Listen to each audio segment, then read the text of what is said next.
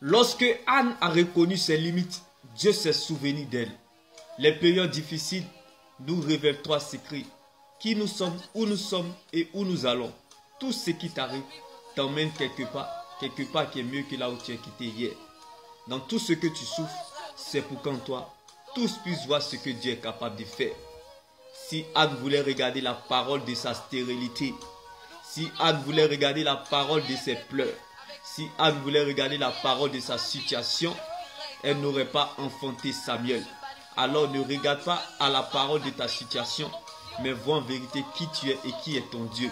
Lorsque Anne pleurait pour des choses terrestres, elle obtenait 0 résultat.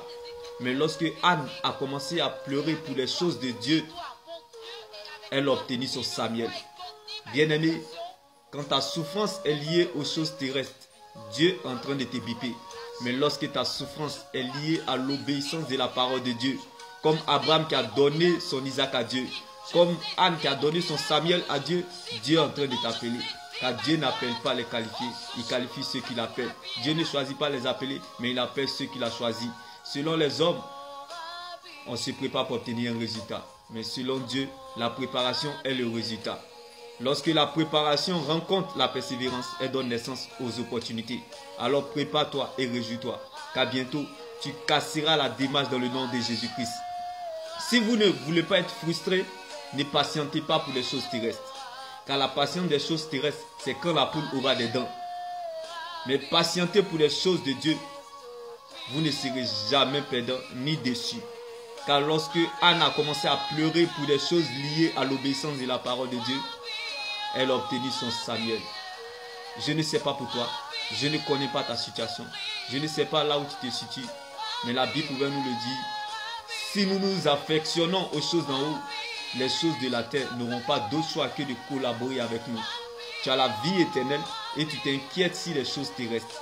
Bien-aimé dans le Seigneur, ne ridiculise pas ton Jésus, s'il te plaît.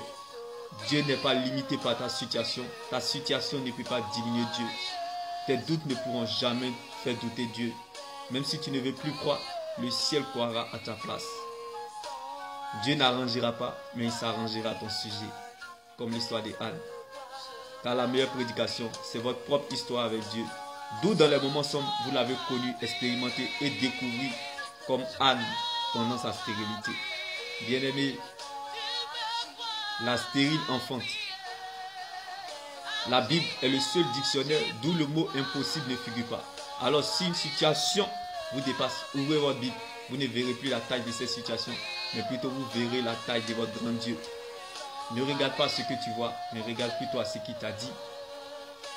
Même si le Seigneur n'est encore rien dit, comme l'histoire de Anne pendant sa stérilité, mais je sais que tu dois garder ce qu'il t'a dit. Je suis avec toi. La même parole qui t'a dit quand tout va bien, je suis avec toi. C'est cette même parole quand tout va mal. Alléluia, je suis avec toi. Trembler ne veut pas dire que tu as perdu espoir ou la foi, mais c'est l'ADN pour te faire avancer. Comme Anne dans sa stérilité. La stérilité n'a pas empêché à Anne d'obtenir son Samuel. C'est que ton règne aussi est possible.